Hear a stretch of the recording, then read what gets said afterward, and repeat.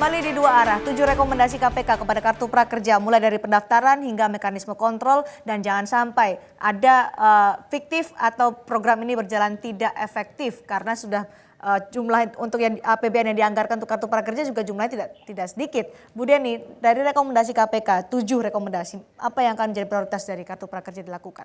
Intinya adalah tadi sikap dari PMO dan saya yakin dari komite itu adalah kita menerima semua masukan dan kita kemudian ini kan seperti diingatkan dan kemudian kita belajar kenapa katakanlah muncul rekomendasi ini. Nah terkait dengan tadi saya mungkin perlu menyampaikan begini.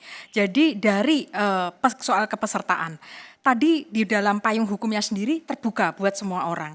Nah kemudian dari 680.000 peserta yang sudah ditetapkan sebagai penerima Kartu Prakerja, yang datanya dari whitelist atau Kemenaker itu 143.000. Jadi kalau membandingkan mungkin terhadap jumlah peserta yang itu bukan kemudian pendaftar, itu 21%. Nah kemudian saya juga perlu sampaikan bahwa data di Indonesia ini kan sangat tidak sempurna. Nah dari BPJS Ketenagakerjaan hanya 16% dari total pekerja Indonesia ada di BPJS, 16%. Artinya kalau kita rely on data dengan BPJS Ketenagakerjaan saja, kita nanti akan susah karena mengeksklud banyak sekali pekerja yang ada di luar itu, khususnya ada pekerja di sektor informal. Yang lain adalah terkait dengan konflik kepentingan. Ini saya malah pingin banget untuk belajar dari masukan-masukan teman-teman semua ICW, KPK, karena selama ini kami diskusinya dengan KPPU terus terang. Karena ini seperti, maaf ya kalau saya nyebut brand, Hero jualan gula Hero, kemudian Indomaret jualan teh Indomaret. Itu kan jualan mereknya sendiri, tetapi juga bersanding dengan merek-merek yang lain. Ini vertical integration seperti ini boleh atau tidak, atau konflik kepentingan, itu boleh, tetapi yang tidak boleh adalah ada perjanjian eksklusif. Artinya gulanya itu bisa dijual ke tempat yang lain. Nah, dari Kartu Prakerja kan 8 digital platforms yang punya afiliasi pelatihan itu 5. Karena kami tadi berpikir bahwa it is okay karena di misalnya salah satu digital platform itu paling besar hanya 21% punya afiliasi dia, 79% punyanya orang lain. Dan sekali lagi pemilihnya yang di ultimate adalah si konsumen. Kita kalau datang ke Indomaret kita bisa beli yang bukan mereknya Indomaret misalnya selama seperti rekomendasi ini dijalankan, artinya Kartu Prakerja akan berhenti terlebih dahulu. Bagaimana nasib dengan gelombang pertama dan gelombang kedua ini yang kemudian menjadi pertanyaan? Kalau kami juga adalah pelaksana, jadi bagaimana kemudian keputusan dari komite, bos-bos itu, Board of Ministers mengatakan go, Board mengatakan stop, Board mengatakan selesaikan ini, siap itu. Jadi intinya kami hanya pelaksana. Baik, jadi Mas Dhani apakah diharapkan untuk berhenti dulu sementara sambil melakukan perbaikan seperti rekomendasi KPK? Ya, kita jadi akan terus ya, tapi kita concern kepada bagaimana menginventarisasi perbaikan-perbaikan yang ada, membuat time frame, tahapan-tahapannya, lalu akan berdialog intensif dengan KPK, dengan kejaksaan, terhadap mitigasi-mitigasi risiko ke depannya. Nah ini kan fundamental sistem ini kan harus kita perbaiki agar ke depan itu kita bisa sustain. Tapi kalau fundamentalnya ini menimbulkan masalah ya tentu itu akan menjadi bola panas di kemudian hari. Tapi satu hal yang perlu kami yakinkan adalah teman-teman di PMO itu sudah bekerja dengan seproduktif mungkin, sebaik mungkin dengan mengedepankan code of conduct ya. Mereka adalah orang-orang yang berintegriti, yang punya antusiasme yang tinggi untuk mensukseskan visi besar Presiden ini. Nah ini yang kita perlu dukung dengan melakukan penyelarasan dan juga memberikan bantuan yang memberikan masukan yang konstruktif lah.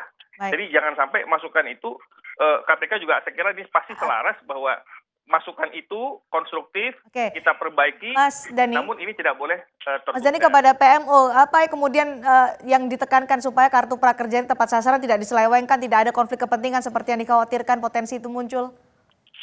Ya, rekomendasi KPK tadi kita tidak lanjuti dengan mengkit-kit tentang proses pendaftaran peserta.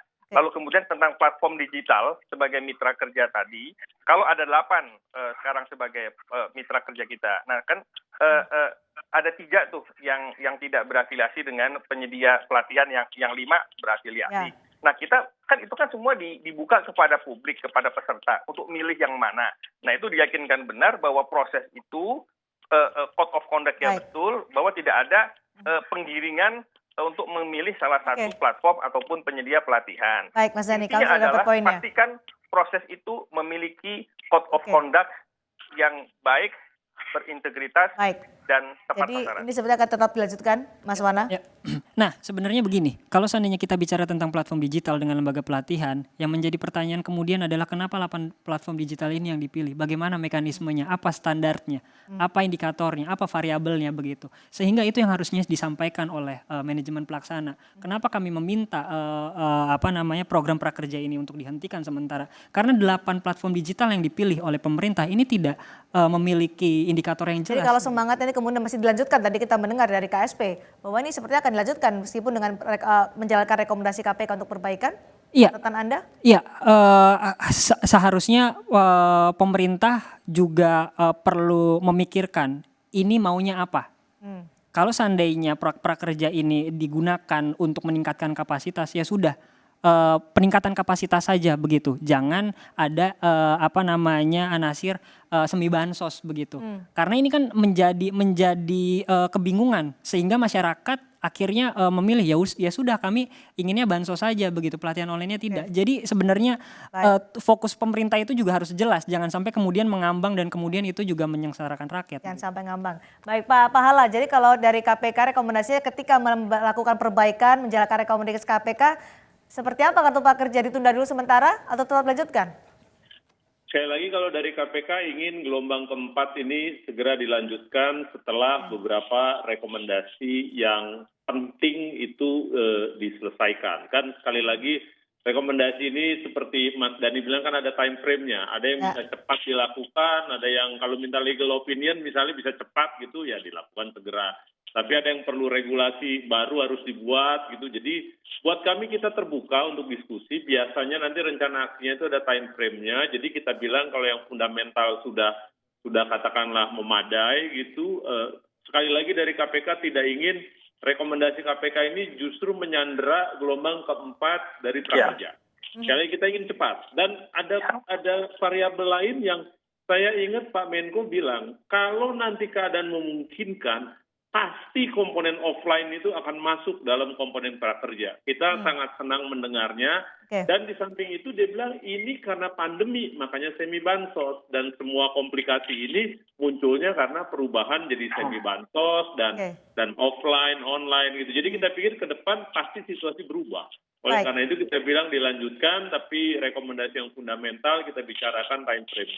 Oke, tidak ada sanksi dari KPK kalau nanti rekomendasi tidak dilakukan? Rekomendasi tidak ada, tidak pernah ada sanksi. Ini rekomendasi, Mbak. Ini bukan sanksi. Baik, terima kasih Pak Pahala, terima kasih Mas Dhani, terima kasih Mas Wana dan juga Bu Deni. Kartu prakerja masih terus berproses, tentunya masih ada diawasi juga paling tidak oleh KPK. Begitu juga dengan lembaga swadaya masyarakat dari ICW juga terus memantau bagaimana kartu prakerja ini berjalan. Saya tutup Dua Arah malam hari ini. Terima kasih dan kita berjumpa lagi pekan depan.